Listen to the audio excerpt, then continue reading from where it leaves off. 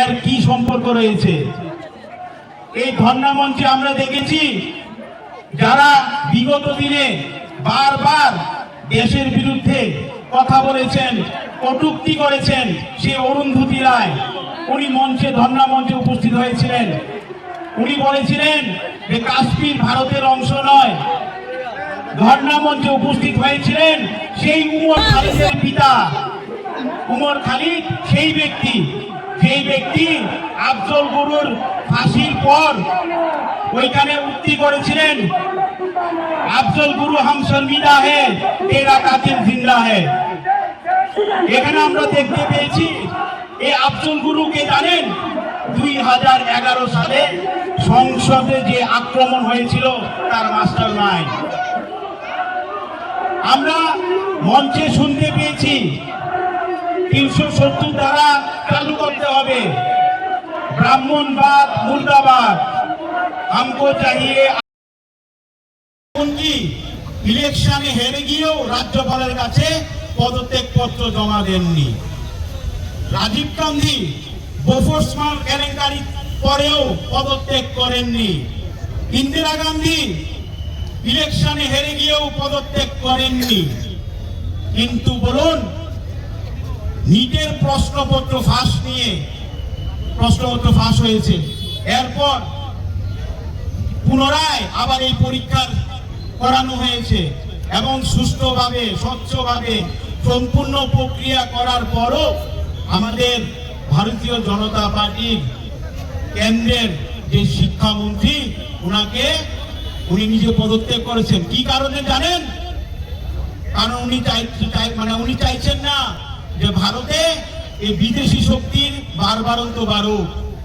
এই ছাত্র আন্দোলনের পেছনে থাকা লোকগুলা ওদেরকে লেলিয়ে দিয়ে দেশের অরাজকতা সৃষ্টি করুক।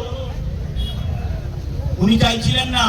উনি চাইছিলেন ছাত্রদের স্বার্থ নিয়ে ভেবে যে ছাত্ররা কোনো আইনি মেয়র পেছে না অ্যারেস্ট হয়, ওদের ভবিষ্যৎ যাতে নষ্ট না হয় সেদিকে নজর রেখে উনি পদত্যাগ দিয়েছেন। তা আমি বলতে চাই, যারাই এর আড়ালে থেকে নেপথ্যে থেকে আপনারা নিজ প্রোপাগান্ডা ফিট করছেন, মানুষ কিন্তু বুঝে গেছে এই দেশের সাধারণ জনগণ থেকে শুরু করে ছাত্র, যুবক, কৃষক, শ্রমিক, মহিলা এবং রাষ্ট্রবাদী সৈনিক হিসেবে আমরা মহিলা মোর্চা, যুব মোর্চা, কিষাণ মোর্চা যারাই আছে, আমরা কিন্তু এই দেশদ্রোহীদের পেছনে আমরা দৃষ্টি রাখছি। আমরা ওদের রুখব এবং দেশদ্রোহীদের বিরুদ্ধে যা করা উচিত। पावन अवसर पर स्वर्ण कमल ज्वेलर्स लेकर आया है स्वर्ण वर्षा। 1 जुलाई से 25 जुलाई तक अपना पुराना गोल्ड उसकी प्योरिटी के हिसाब से कंप्लीट वैल्यू पर एक्सचेंज कीजिए। पाइए गोल्ड ज्वेलरी के मेकिंग चार्ज पर 30% ऑफ और डायमंड ज्वेलरी के मेकिंग चार्ज पर 100% ऑफ। हर परचेज पर अशोर्ड गिफ्ट्स भी और सिर्फ बिल अमाउंट का 25% पे करके अपना गोल्ड रेट आज ही बुक कीजिए। तो इस रथ यात्रा खुशियों के साथ बचतों की भी हो स्वर्ण वर्षा। स्वर्ण कमल ज्वेलर्स, विश्वास, गुणवत्ता और बेहतरीन डिजाइन का नाम। নার্সিং বা প্যারামেডিক্যাল কোর্সের জন্য কি আপনারা অন্য কোনো রাজ্যে যাওয়ার কথা ভাবছেন?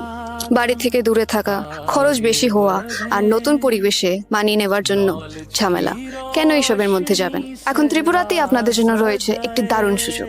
আমি বলছি বিনায়কা ইনস্টিটিউট অফ হেলথ সায়েন্সেসের জন্য, যেখানে অ্যাডমিশন প্রসেস শুরু হয়ে গেছে। জিএনএম, বিএসসি নার্সিং, বিএমএনএস আর বিএমএরাইট এর মতো ক্যারিয়ার ওরিয়েন্টেড কোর্সেসের জন্য অ্যাডমিশন আরও।